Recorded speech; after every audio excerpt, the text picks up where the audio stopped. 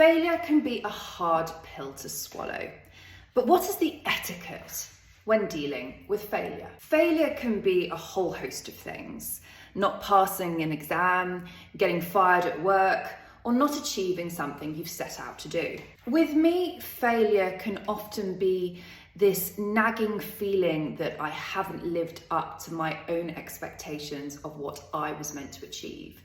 And that can be sometimes hard to quantify. With social media, we are constantly confronted with the perfect holiday, the perfect life, the perfect bag. These things continually inform us that ultimately our own lives are far from perfect.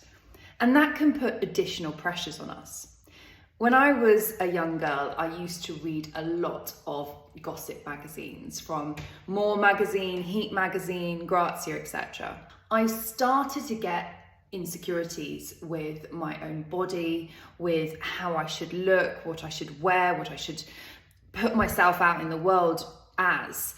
And I think that came from constantly seeing this judgmental, particularly on women's bodies, approach of she looks great in this bikini or she looks awful in this dress. This constant criticism of the female form started to raise insecurities in my own mind. And that can be quite a toxic mindset to be in.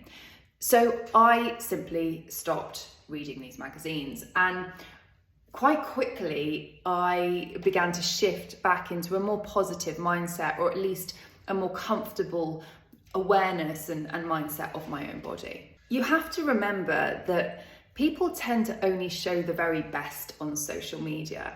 Before I came on this TikTok video, I did my makeup, I did my hair, I picked a nice dress to wear.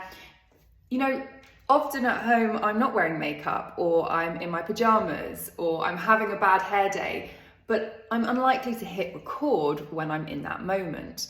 So you have to remember that what you see is being put out for a very specific reason. So read between the lines when you see what you consume on social media. Remember that failure is part of life. We're human beings, and human beings inevitably fail.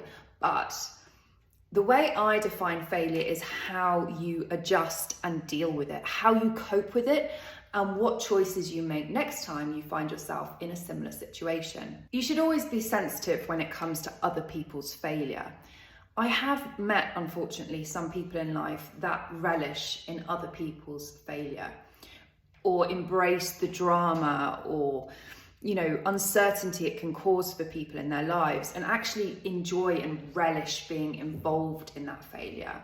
And these people, if and when you meet them, you should be very careful around them, because a true kindness in your soul will mean that you don't relish in someone else's failure. You don't judge them, you don't think poorly of them, you support them, and you find ways to help them through the failure and into more positive adventures. Have you ever had to deal with failure, and do you have any tips that you can share with us on how you cope, and indeed what you do differently next time you're faced with the same situation? I'd love to know. Let me know in the comments below.